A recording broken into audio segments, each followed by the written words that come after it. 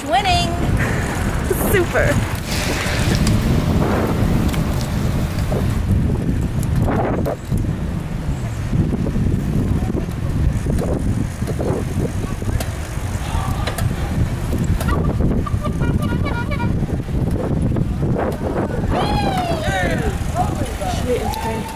This past spring, over 500 Murfreesboro residents celebrated the city's second annual Tour de Fun, a 12-hour bike ride spanning 18 miles with stops along the way at different houses for a showcase of nearly 40 local musical acts. The day's organizer, musician, and bike enthusiast Tyler Walker said he wanted to create awareness for the amazing music scene here, as well as promote DIY ethics and a more bike-friendly environment.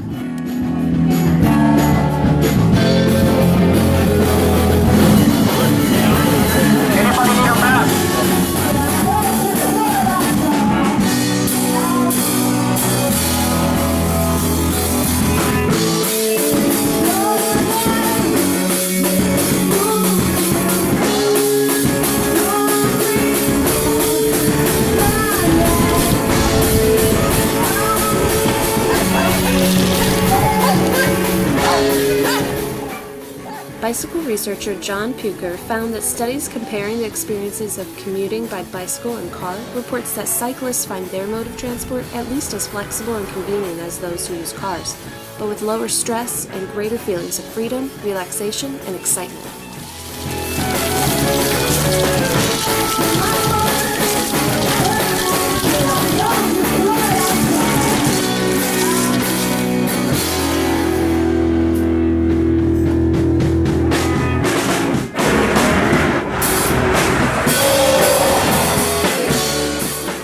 The New York City Department of Health and Mental Hygiene found that 68% of New Yorkers who walk or bike as a daily means of transportation spend over 60 minutes actively in transit, compared to more than 50 minutes actively commuting by those who take public transportation, and less than 30 minutes by those who rely on a personal car or taxi.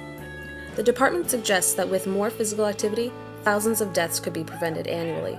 Chronic diseases such as diabetes, cancer, and cardiovascular disease could be avoided by incorporating greater physical activity in one's daily lifestyle.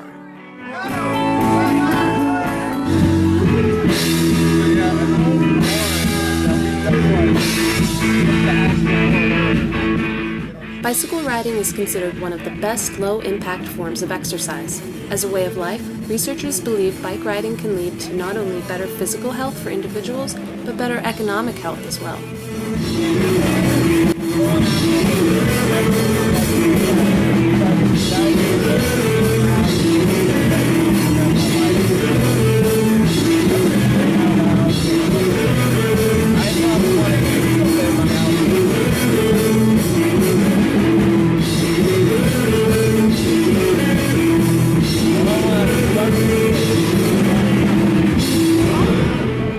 While the energy used by the bicyclist pays off in cardiovascular exercise, in addition, researchers say bicycle riding is probably the most equitable of all transport modes.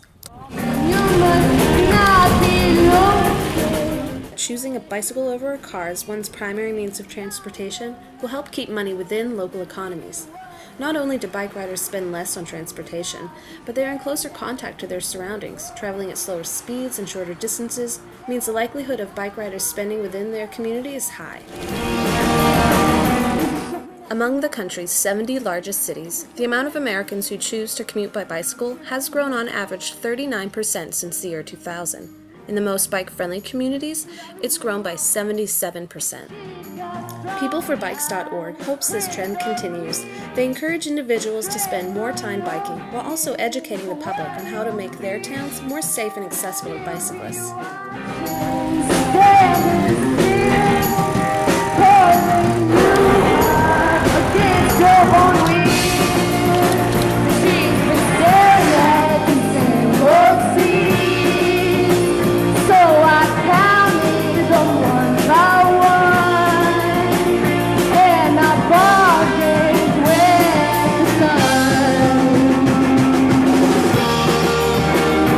Something that you want. This is something that you need. Should I leave it alone? The city of Amsterdam in the Netherlands is probably the world's most famous bicycle-friendly city. Researchers John Puker and Ralph Bueller of Rutgers University wrote in their paper At the Frontiers of Cycling that in the Netherlands, 27% of the population rides a bike for utilitarian means, followed by Denmark with 18%. Germany, Finland, and Sweden tie with 10%. Meanwhile, they found that only 1% of Australian and American residents rode a bike for utilitarian means. In the Netherlands, women are just as likely as men to ride a bicycle. All income levels ride at similar rates, all age groups use bicycles, and the country has a relatively high rate of elderly bicyclists. The researchers' reasoning says that the high numbers of bicyclists are due to the relative safety of bike riding in the Netherlands compared to other countries. Should I leave it alone? Despite the popularity of bike riding, the Netherlands has the lowest cycling fatality rates of the countries studied. Over 3 times as safe as in the United Kingdom, and over 5 times as safe as in the United States. Pulling you up against your own will. She's been staring at the same old scene. So I counted them one by one, and I bargained.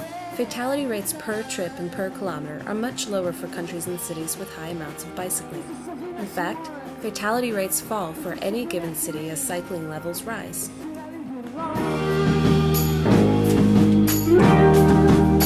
Should I leave it alone?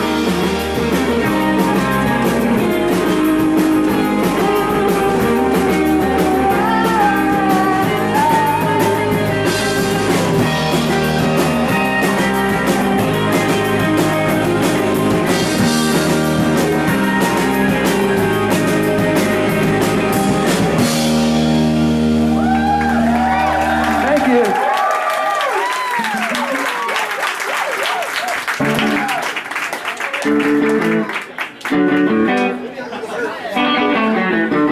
His bike is about the same size as mine.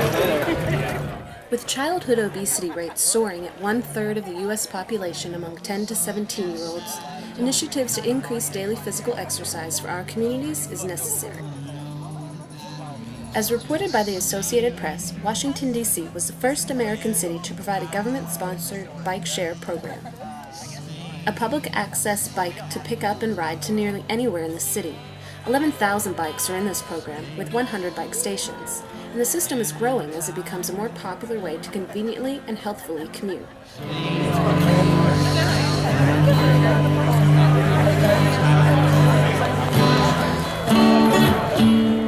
Ray LaHood, the Transportation Secretary in D.C., says that bike share programs fit well into the idea of generating sustainable communities.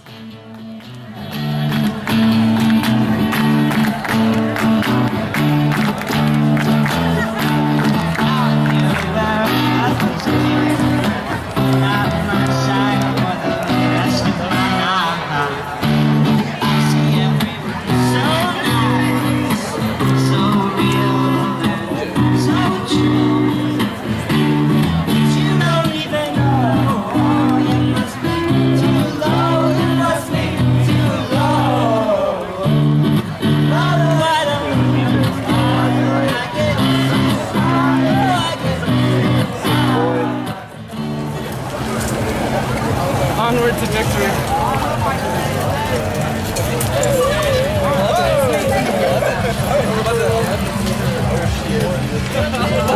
I rule!